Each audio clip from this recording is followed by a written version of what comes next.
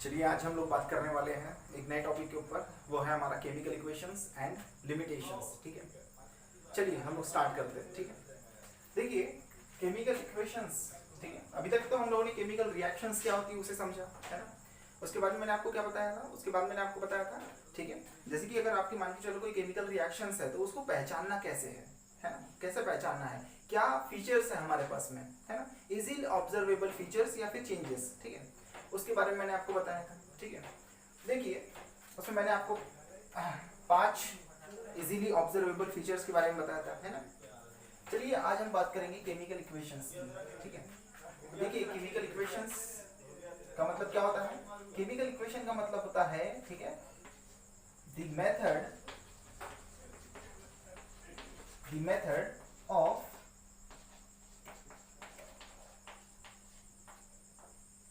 representing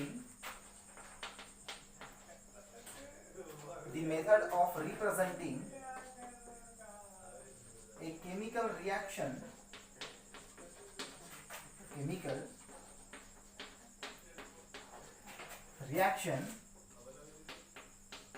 with the help of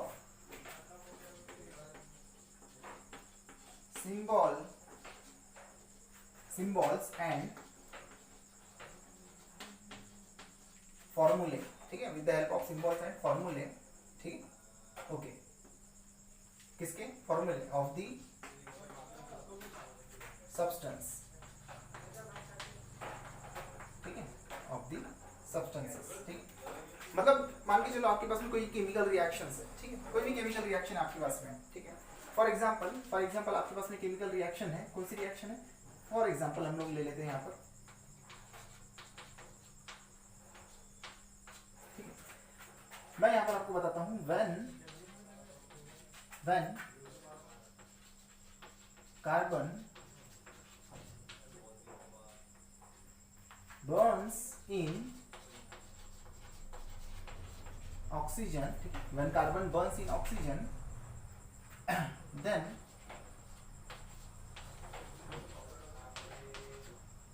carbon dioxide is formed। ठीक है, देखिए ये जो केमिकल रिएक्शन है ना, ये आपको क्या दिया है, एक इंफॉर्मेशन मिली है, सिर्फ एक इंफॉर्मेशन मिली है, क्या आपको, सेंटेंस के फॉर्म में। किस फॉर्म में, सेंटेंस के फॉर्म में। लेकिन कैसा है कि जो भी हम लोगों को केमिकल रिएक्शन दी है, ठीक है, जितने भी केमिकल्स है उनको सिंबल से रिप्रेजेंट किया जाता है, उन्हें फॉर्मूले से रिप्रेजेंट किया जाता है। ठीक है, जैसे कि कार्बन है तो कार्बन को रिप्रेजेंट हम लोग करते हैं कैपिटल सी से। अगर मान के चलो यहाँ पर ऑक्सीजन है, ठीक है, ऑक्सीजन जो दिया हुआ है, ऑक्सीजन को हम लोग रिप्रेजेंट करते हैं, ऑक्सीजन का फॉर्मूला होता है O2, क्योंकि जो हमारे नेचर में ऑक्सीजन प्रेजेंट होता है, जिसके प्रेजेंस में कार्बन बर्न होता है, वो O2 के फॉर्म में रहता है।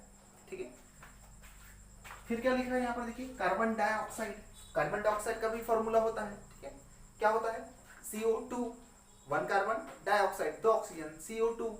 ठीक है, देखिए जो भी केमिकल रिएक्शन आपको दी हुई है ना सेंटेंस के फॉर्म में, तो हम उसको 2 फॉर्म में लिख सकते हैं, 2 फॉर्म में। वो 2 फॉर्म कौन से हैं, देखिए किसी भी केमिकल इक्वेशन को हम 2 फॉर्म में लिख सकते हैं। ठीक है, एक जो फॉर्म होता है इसका,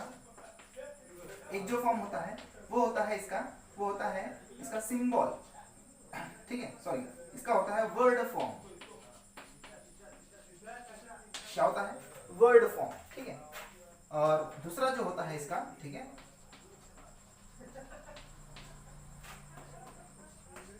सिंबॉलिक फॉर्म। ठीक है, यानी या तो हम उसे वर्ड के फॉर्म में रिप्रेजेंट कर सकते हैं उस केमिकल रिएक्शन को, या तो फिर और भी बेटर तरीके से समझने के लिए उसे हम लोग किस तरह से रिप्रेजेंट कर सकते हैं, with the help of symbol. ठीक है, देखिए वर्ड फॉर्म है ना, वर्ड फॉर्म, जैसे कि मान के चलो आपके पास में वो केमिकल रिएक्शन है ना, ये केमिकल रिएक्शन है आपके पास में। देखिए क्या लिखा हुआ है, when carbon Burns in oxygen. ठीक है, देखिए मीनिंग समझ लीजिए सबसे पहले। ठीक है, वर्ड के फॉर्म में मतलब आपको सिर्फ क्या करना है, वर्ड के फॉर्म में मतलब कार्बन, ये हो गया वर्ड, है ना, मतलब कार्बन को हमने वर्ड के फॉर्म में लिख लिया, किसके प्रेजेंस में, ऑक्सीजन, किसके प्रेजेंस में बर्न हो रहा है, ऑक्सीजन के प्रेजेंस में। ठीक है, और क्या दे रहा है हमें प्रोडक्ट, हमें दे रहा है कार्बन डाइऑक्साइड। तो ये जो इक्वेशन हमने अभी लिखा, ये जो अभी हम लोगों ने इक्वेशन लिखा, ठीक है, ये कौन से फॉर्म में है, ये है वर्ड फॉर्म में, है ना, वर्ड के फॉर्म में है, शब्दों के फॉर्म में है। सिंबॉलिक फॉर्म क्या होता है, देखिए सिंबॉलिक फॉर्म क्या होता है, देखिए अगर मान के चलो आपके पास में कोई केमिकल है, मान के चलो आपके पास में, ठीक है, आपको बोला कार्बन, तो कार्बन का जो सिंबल होता है वो होता है capital C. For example oxygen है, ऑक्सीजन एटम का अगर सिंबल देखिए तो सिर्फ कैपिटल ओ है, लेकिन अगर देखिए हमारे एटमॉस्फेयर में जो ऑक्सीजन प्रेजेंट ना, वो O2 के फॉर्म में प्रेजेंट रहता है। Are you getting my point, ठीक है। देखिए क्या बना है, कार्बन डाइऑक्साइड, तो कार्बन डाइऑक्साइड का फॉर्मूला क्या होता है, कार्बन डाइऑक्साइड, 2 ऑक्सीजन, है ना, तो ये होता है कार्बन डाइऑक्साइड का फॉर्मूला। देखिए सिंबल और फॉर्मूले को कैसे समझेंगे, अगर आपको एलिमेंट, ठीक है, एलिमेंट को रिप्रेजेंट करना है तो आप उसके सिंबल के फॉर्म में रिप्रेजेंट करते हो, ठीक है, किस फॉर्म में रिप्रेजेंट करते हो, सिंबल के फॉर्म में। क्यों, क्योंकि एलिमेंट क्या होता है, एलिमेंट वो होता है, ठीक है, एलिमेंट वो होता है जो सेम टाइप के एटम से मिलकर बना होता है, ठीक, जो सेम टाइप ऑफ एटम से मिलकर बना होता है, जो मैटर, ठीक है, उसे हम लोग क्या कहते हैं, एलिमेंट, ठीक है। और कंपाउंड किसे कहते हैं, अच्छा ठीक है, तो एलिमेंट को हम लोग कैसे रिप्रेजेंट करते हैं, उसके सिंबल से रिप्रेजेंट करते हैं। जैसे देखिए कार्बन जो कोल होता है ना, तो कार्बन प्रेजेंट है, तो सिर्फ कार्बन एज इट इज वो प्रेजेंट है, ठीक है, मतलब फ्री स्टेट में प्रेजेंट है, तो इसे हम लोग क्या कहेंगे, इसे क्या कहेंगे हम लोग, एलिमेंट, ठीक है। जैसे कि आयरन का मेटल, तो उसमें आयरन के ही एटम्स है, तो उसे हम लोग क्या कहेंगे, एलिमेंट। तो एलिमेंट को कैसे रिप्रेजेंट करेंगे, इनको सिंबल से, ठीक है। जैसे कि कार्बन को सी से, ऑक्सीजन एटम को ओ से, ठीक है, अगर आयरन है तो आयरन को Fe से, ठीक है, इस तरह से हम लोग सिंबॉलिक फॉर्म में उसे रिप्रेजेंट करेंगे। लेकिन अगर मान के चलो, अगर आपको कंपाउंड दिया हुआ है, क्या दिया हुआ है, कंपाउंड, है ना, कंपाउंड दिया हुआ है, ठीक, तो देखिए कंपाउंड का मतलब क्या होता है, जो 2 या 2 से ज्यादा एटम, 2 और मोर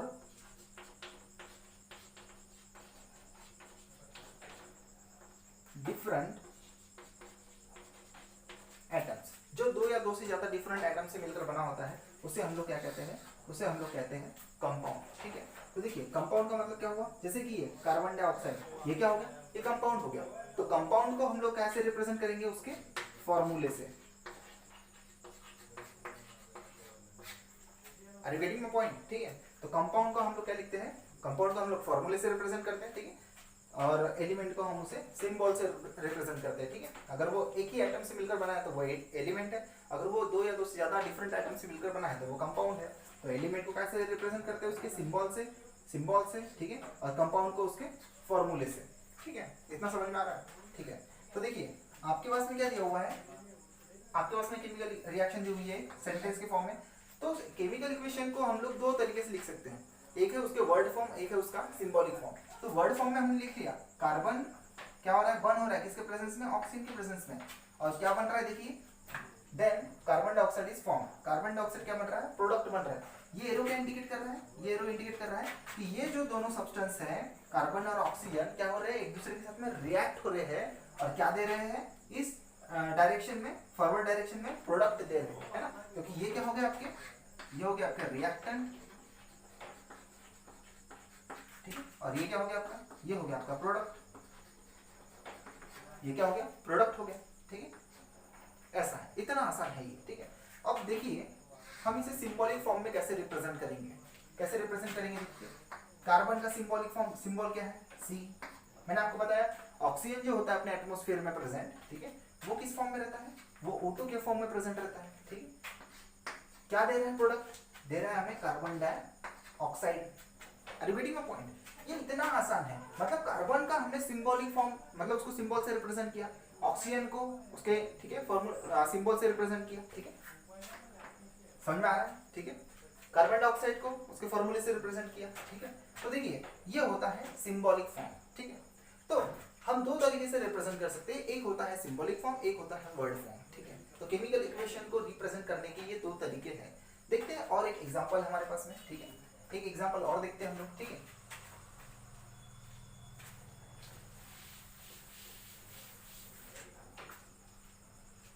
मान मान के चलो आपको, ठीक है, आपको बोला गया when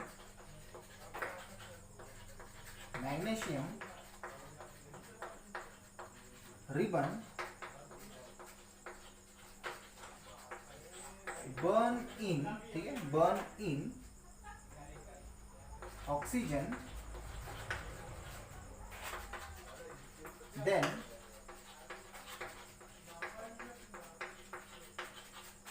then magnesium oxide is formed.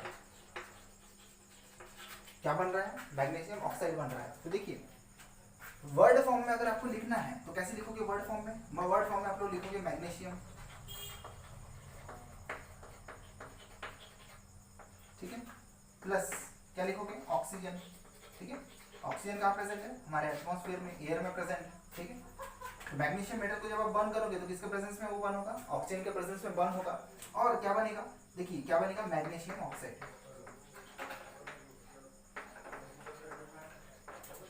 ठीक है, क्या बनेगा? मैग्नीशियम ऑक्साइड बनेगा, ठीक है। अब देखिए ये तो हम लोगों ने क्या किया, ये हम लोगों ने प्रोडक्ट मतलब रिएक्टेंट लिख लिया, प्रोडक्ट लिख लिया in the form of word, है ना, वर्ड के फॉर्म में हमने लिख लिया। अब देखिए इसी को हमको सिंबल या फिर उसके फॉर्मूले में लिखना है। तो देखिए मैग्नीशियम जो मेटल है, ठीक है, वो एक एलिमेंट है, तो हमने उसके सिंबल से उसको रिप्रेजेंट कर दिया। बाद में ऑक्सीजन को रिप्रेजेंट कैसे करते हैं हम लोग? जो हमारे एयर में प्रेजेंट है वो O2 के फॉर्म में प्रेजेंट है, ठीक है। और जो हमारा प्रोडक्ट बन रहा है, ठीक है, वो क्या बन रहा है? वो ऐसा है जो दो डिफरेंट एटम से मिलकर बना, मतलब कंपाउंड है। तो उसका फॉर्मूला क्या होता है? मैग्नीशियम ऑक्साइड का MgO, ये इसका फॉर्मूला होता है। देखिए ऑक्सीजन कितने टाइम से? 2 टाइम से, है। इसका मतलब इसको क्या करना पड़ेगा? बैलेंस, ठीक है। आप लोगों ने, ठीक है, आपको लोगों को पता होगा law of conservation of mass, ठीक है। देखिए law of conservation of mass क्या कहता है?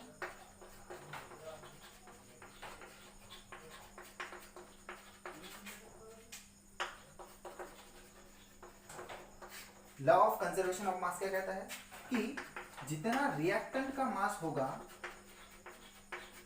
ठीक है, रिएक्टेंट का मास होगा उतना ही क्या होना चाहिए? प्रोडक्ट का mass. Are you getting my point? अगर कोई भी केमिकल रिएक्शन आप कर रहे हो तो जितना आपका रिएक्टेंट है, जितना आप इनिशियल सब्सटेंस ले रहे हो, उतना ही मास प्रोडक्ट, मतलब उतना ही मास क्या होना चाहिए? प्रोडक्ट का भी होना चाहिए, है ना। अगर आप मान के चलो 50 ग्राम आपने रिएक्टेंट लिया है तो आपका जो प्रोडक्ट बनेगा वो भी 50 ग्राम ही बनेगा, ठीक है। आपने जो सब्सटेंस लिया इनिशियली मतलब रिएक्टेंट, वो अलग हो गए, प्रोडक्ट जो बनेगा वो नया होगा, क्योंकि हमारी केमिकल रिएक्शन की डेफिनेशन ही कुछ ऐसी है, new substance are formed with new properties. Definitely तो आपका जो रिएक्टेंट का मास होगा वो किसके इक्वल होना चाहिए? वो आपके प्रोडक्ट के मास के इक्वल होना चाहिए, ठीक है। तो देखिए यहाँ पर देखिए, ठीक है, मैग्नीशियम प्लस ऑक्सीजन, ठीक है। यहाँ पे कितने ऑक्सीजन है? यहाँ 2 ऑक्सीजन है। यहाँ पे कितना मैग्नीशियम है? 1 मैग्नीशियम है। यहाँ पे 1 मैग्नीशियम, यहाँ 1 ऑक्सीजन है ना। तो इसको हमको क्या करना पड़ता है? इसको बैलेंस करना पड़ता है, ताकि जितने रिएक्टेंट इधर है उतने ही जो आपके प्रोडक्ट है, ठीक है, प्रोडक्ट में जितने नंबर ऑफ एटम्स है वो सेम होना चाहिए, रिएक्टेंट में जितने नंबर ऑफ एटम्स है, ठीक है, तो ये सेम होना चाहिए। मतलब इधर जितने नंबर ऑफ एटम्स रहेंगे मैग्नीशियम के उतने ही इधर भी रहना चाहिए, जितने इधर रहेंगे ऑक्सीजन के एटम उतने इधर भी रहना चाहिए, तब जाके वो क्या हो जाएगा? बैलेंस हो जाएगा, ठीक है। तो देखिए हम क्या कर सकते हैं? 2 टाइम्स ले सकते हैं इसे और यहाँ पर 2 लिख सकते हैं। तो क्या होगा? देखिए 2 मैग्नीशियम एटम हो गए, 2 ऑक्सीजन एटम हो गए, 2 मैग्नीशियम 2 ऑक्सीजन हो गए, तो मतलब अभी क्या हो गया? हमारा बैलेंस हो गया। मतलब law of conservation of mass का जो, ठीक है, लॉ है उसे क्या कर रहे हैं? ये दोनों इक्वेशन ये क्या कर रहे हैं? ऑबे कर रहे हैं, है ना, ऑबे कर रहे हैं, ठीक है, मतलब उनका आदर कर रहे हैं, ठीक है, उसे फॉलो कर रहे हैं लॉ ऑफ कंजर्वेशन मास को, ठीक है। तो ये हो गया हमारा, ठीक है, ये हो गया केमिकल इक्वेशन का इंट्रोडक्शन। केमिकल इक्वेशन क्या होता है एग्जैक्टली उसको हमने समझा। तो 2 फॉर्म में हम लोग लिख सकते हैं केमिकल इक्वेशंस को, ठीक है। वो है सबसे पहले वर्ड फॉर्म और दूसरा है सिंबॉलिक फॉर्म। और मैंने क्या बताया? किसी भी केमिकल रिएक्शंस को उसके सिंबल, है ना, उसके सिंबल या फिर उसके फॉर्मूले के फॉर्म में लिखना, मतलब उस मेथड को हम लोग क्या कहते हैं? केमिकल इक्वेशंस कहते हैं, ठीक है। मतलब जो भी आपके रिएक्टेंट और प्रोडक्ट रहेंगे या जो भी केमिकल आपके यूज हो रहे हैं उसको उसके सिंबल या उसके, ठीक है, फॉर्मूले के फॉर्म में लिखना, इसी मेथड को हम लोग क्या कहते हैं? हम लोग केमिकल इक्वेशंस कहते हैं, ठीक है। तो चलिए आप इसे नोट डाउन कर लीजिए, फिर हम लोग आगे बढ़ते हैं, ठीक है।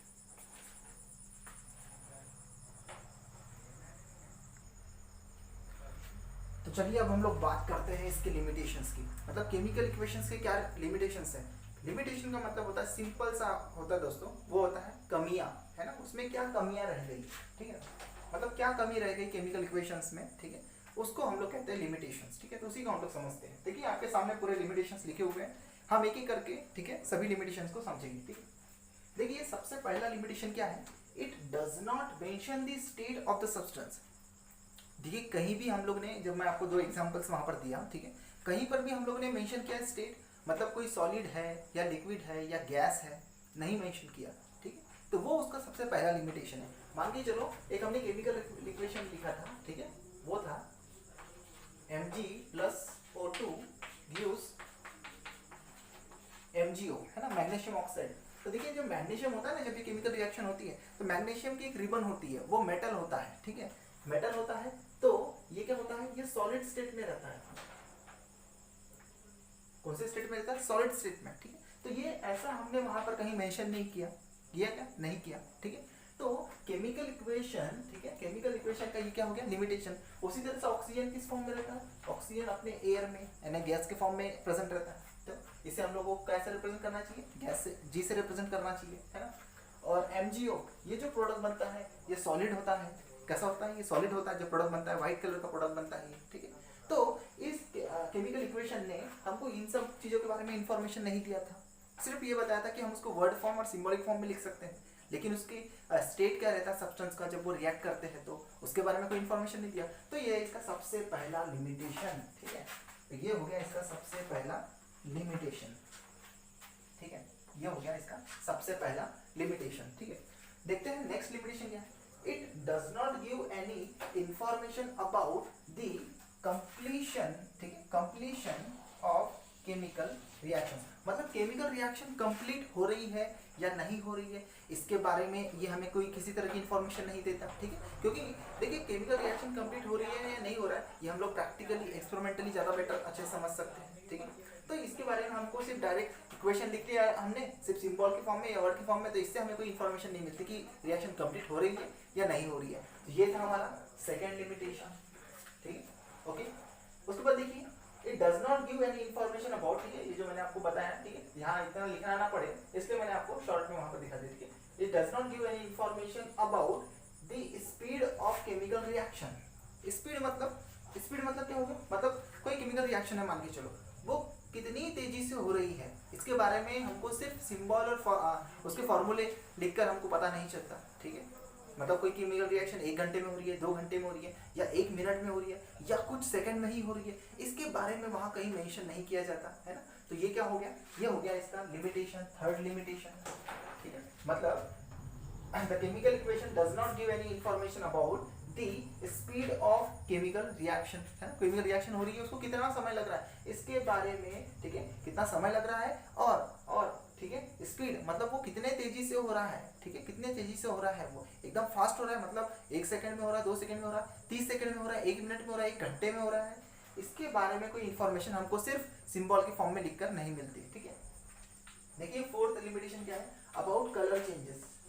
डेफिनेटली देखिए बहुत सारी केमिकल रिएक्शंस ऐसी होती है, ठीक है, जिसमें आपका स्टार्टिंग में कोई केमिकल है जिसका कलर कुछ और है, जब वो प्रोडक्ट बन रहा है तब उसका कलर कुछ और है, तो कलर चेंज हो रहा है ऐसा भी हम लोगों ने मेंशन नहीं किया कहीं पर। जैसे कि देखिए ये जो आपका होता है ना मैग्नीशियम मेटल, इसका जो कलर होता है इट इज सिल्वरी व्हाइट।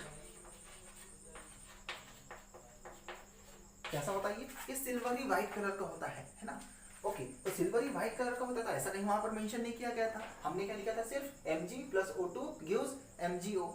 तो ये मेंशन करना यहाँ पर जरूरी है, ठीक है। मैंने आपको बताया था वहां पर कि हम लोग बैलेंस करते हैं इसको, ठीक है, ये लोग हम ये इस चीज को हम लोग आगे स्टडी करने वाले हैं, ठीक है। सिल्वरी व्हाइट कलर का होता है तो ये मेंशन करना बहुत जरूरी है, ठीक है। ऑक्सीजन कैसा होता है, ऑक्सीजन कैसा रहता है, कलरलेस होता है एयर में, है ना। MgO ये कैसा होता है, ये व्हाइट कलर का होता है। कैसा होता है, ये व्हाइट कलर का सब्सटेंस होता है। तो देखिए फ्रेंड्स इसका कौन सा लिमिटेशन हो गया, ये कलर चेंज, मतलब it does not give any information about the colour changes.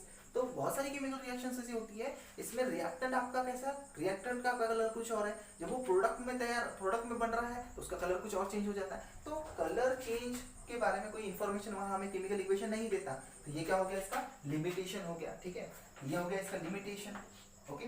देखिए नेक्स्ट क्या है, कॉन्सेंट्रेशन ऑफ द सब्सटेंसेस। ठीक है, देखिए फ्रेंड्स, 9th क्लास में आप लोगों ने स्टडी किया होगा, ठीक है, मोल के बारे में, है ना, मोल कंसेप्ट को आप लोगों ने स्टडी किया होगा।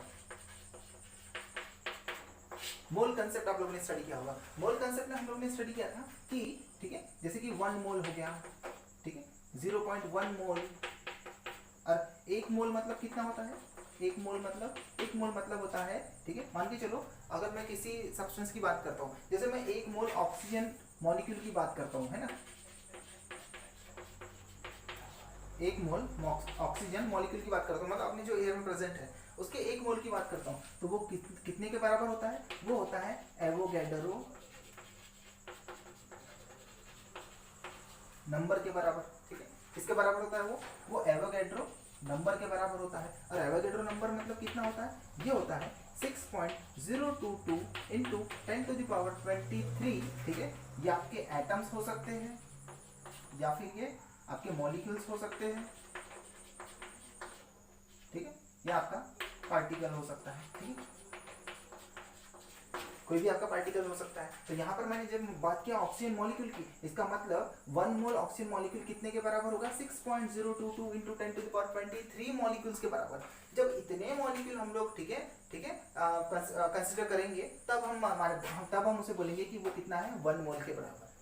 तो देखिए, कोई भी जब हम केमिकल इक्वेशन लिख रहे थे, वहां कहीं भी ऐसा मेंशन किया हुआ था क्या कि 1 मोल है, ये 2 मोल है, जैसे कि मैं आपको बताता हूँ, ठीक है, जैसे कि ये केमिकल इक्वेशन मैंने लिखा, अभी मैंने यहाँ पर किसी तरह से मेंशन नहीं किया है, मैंने किया क्या, नहीं। तो देखिए, मैग्नीशियम जब आपके पास में लिखा था वर्ड फॉर्म में, magnesium plus oxygen gives magnesium oxide, ठीक है, जब हमने सिंबल के फॉर्म में लिखा तो उसको ऐसा लिखा, लेकिन कहीं पर ऐसा मेंशन किया गया था क्या, नहीं, उसको तो हमने बैलेंस किया, क्यों, क्योंकि law of conservation of mass, ठीक है, ऑबे होना चाहिए। ठीक है, तो देखिए, मोल का मतलब वही होता है कि जब हम ये 2 मोल लेंगे, जब हम इसे 1 मोल लेंगे, यहाँ कुछ भी मल्टीप्लाइड नहीं है, मतलब क्या है, 1 है, ठीक है, तो जब ये 2 मोल लेंगे, जब ये 1 मोल लेंगे, तब क्या बनेगा, तब बनेगा 2 मोल ऑफ मैग्नीशियम ऑक्साइड।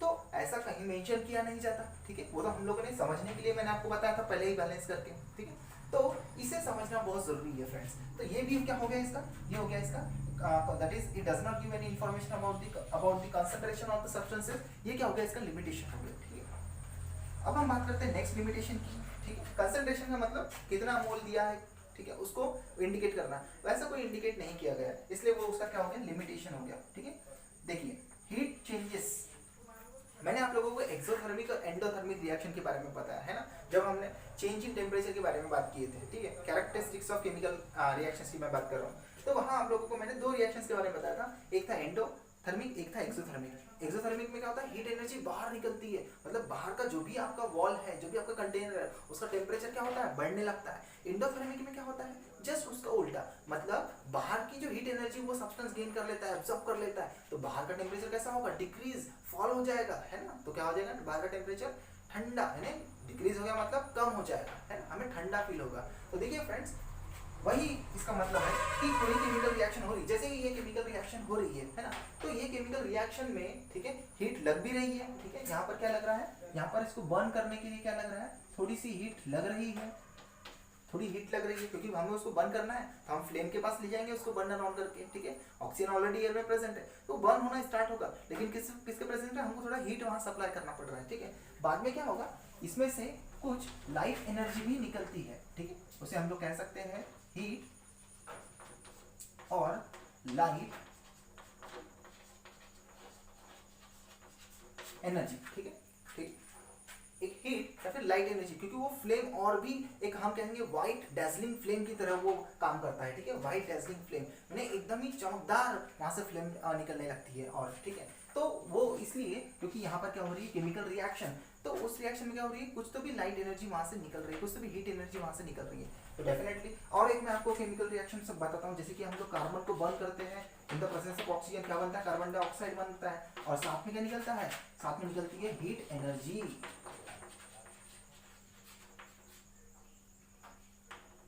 क्या निकलती है, हीट एनर्जी। तो हमने कहीं केमिकल रिएक्शन इक्वेशन जब मैं आपको बता रहा था कहीं मेंशन किया ऐसा नहीं, हीट निकल रही है या हीट एब्जॉर्ब हो रही है, ऐसी कहीं भी हम लोगों ने वहां पर मेंशन नहीं किया। तो ये भी क्या हो गया इसका, ये हो गया इसका लिमिटेशन, यानी हीट चेंजेस के बारे में कहीं इंफॉर्मेशन नहीं देता अपने को केमिकल इक्वेशन, तो ये हो गया इसका लिमिटेशन। ठीक है, अब देखते हैं हम लोग क्या है, whether the reaction is reversible और इरिवर्सिबल। देखिए रिवर्सिबल मतलब जैसे ही मान के चलो, ठीक है, क्या किया आप लोगों ने क्या किया, एक बॉल को फेंका दीवार पे, है ना, और वो दीवार से बॉल फिर से टकरा के वापस आ रहा है आपके पास में, क्या हो गया ये रिवर्सिबल, मतलब आपने फेंका फिर से आपके पास में वापस आ गया, ठीक है। अब दूसरी कंडीशन में आपको बताता हूँ, आपने पानी पकड़ा, पानी क्या किया, एक ग्लास में लिया और बस जमीन में, ठीक है, ग्राउंड में क्या डाला आपने, डाल दिया उससे पानी को, फिर से पानी वापस आ सकता है कि नहीं आ सकता, उसे क्या कहते हैं हम लोग, इरिवर्सिबल प्रोसेस, ठीक है। देखिए कुछ केमिकल रिएक्शन जैसे कि यहाँ कार्बन डाइऑक्साइड बढ़ रहा है ना, तो क्या फिर से कार्बन डाइऑक्साइड कार्बन में कन्वर्ट हो सकता है, क्या फिर से कार्बन डाइऑक्साइड कार्बन में कन्वर्ट हो सकता है, नहीं, अब वो क्या हो गया, वो गैस में कन्वर्ट हो गया, अब हम उसे फिर से कार्बन में कन्वर्ट नहीं कर सकते, ठीक है। तो ऐसी केमिकल रिएक्शन को क्या क्या कहते हैं हम लोग, इरिवर्सिबल,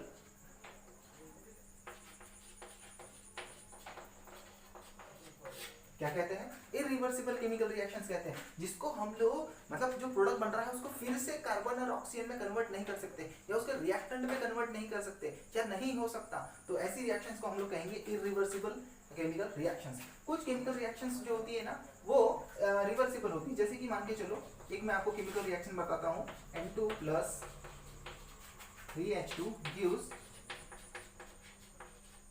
twice NH3, ठीक है, ये केमिकल रिएक्शन है। इसमें क्या होता है फ्रेंड, इसमें प्रोडक्ट आपका बनता भी है, ठीक है, प्रोडक्ट बनता भी है, और कुछ कंडीशंस वहां पर ऐसी बन जाती है जब ये केमिकल रिएक्शन होती है। ये होता है अमोनिया, NH3 मतलब अमोनिया, ये आपका नाइट्रोजन गैस, ये आपका हाइड्रोजन गैस मिलकर क्या बनाते हैं, अमोनिया बनाते हैं, वो भी गैस होती है, ठीक है फ्रेंड्स। तो देखिए जब ये रिएक्शन होती है ना तो प्रोडक्ट तो बनता ही है, प्रोडक्ट तो बनता ही है, लेकिन क्या होता है वहाँ ऐसी कंडीशन मेंटेन हो जाती है कि ये अमोनिया फिर से क्या बन जाता है, अपने N2 और H2 के फॉर्म में कन्वर्ट हो जाता है। तो बहुत सारी केमिकल रिएक्शंस ऐसी जो रिवर्सिबल है ना। तो जब हम केमिकल इक्वेशन लिखते हैं, ठीक है, जब हम केमिकल इक्वेशन लिखते हैं सिंबल या वर्ड के फॉर्म में, तो उससे हमें थोड़ी ना इन्फॉर्मेशन मिल रहा है कि वो सामने की तरफ जा रही है, मतलब फॉरवर्ड रिएक्शन हो रही है या बैकवर्ड रिएक्शन हो रही है ना, हमने क्या बताया, सिर्फ प्रोडक्ट बन रहा है करके, है ना। तो ये भी इसका लिमिटेशन है, ठीक है, मतलब it does not give any information about whether the reaction is reversible और irreversible, है ना, रिएक्शन वो रिवर्सिबल है या इरिवर्सिबल है, इसके बारे में कोई इंफॉर्मेशन हमें नहीं मिलती केमिकल इक्वेशन से, ये इसका लिमिटेशन है। देखिए लास्ट लिमिटेशन क्या है, ठीक है, it does not give any information about the conditions like temperature, pressure and catalyst, ठीक है। देखिए मतलब मान के चलो कोई केमिकल रिएक्शन हो रही है, ठीक है, केमिकल रिएक्शन हो रही है, तो उसमें कितना टेम्परेचर लग रहा है वो भी बहुत जरूरी है हमें जानना, है ना। जैसे कि मान के चलो आपके पास कोई केमिकल रिएक्शन है जिसको 100 डिग्री लगना ही है, मतलब अगर आपने 100 डिग्री टेम्परेचर नहीं दिया तो वो केमिकल रिएक्शन नहीं होगी। तो आपको काम क्या मेंशन करना जरूरी है, वहाँ पर आपको टेम्परेचर मेंशन करना जरूरी है। मान के चलो कोई केमिकल रिएक्शन हो रही है, वहाँ पर क्या जरूरी है, वहाँ पर आपको मेंशन करना जरूरी है कि प्रेशर, कितना प्रेशर लग रहा है, 1 एटमॉस्फेरिक, 2 एटमॉस्फेरिक, 3 एटमॉस्फेरिक, कितना प्रेशर, 200 एटमॉस्फेरिक, जो भी प्रेशर आपको लग रहा है वो प्रेशर की कंडीशन मेंशन करना बहुत जरूरी है। लेकिन हमने केमिकल इक्वेशन में ऐसा कहीं देखा क्या, नहीं देखा, ठीक है। कुछ एग्जांपल हम लोग ने लिए थे। कैटलिस्ट एक होता है, तो दोस्तों कैटलिस्ट क्या होता है, ठीक है, मैं आपको बताता हूँ कैटलिस्ट क्या होता है, ठीक है।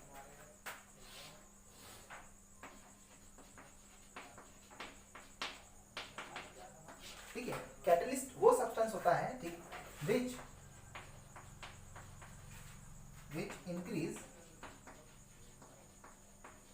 increases the speed of a chemical reaction, ठीक।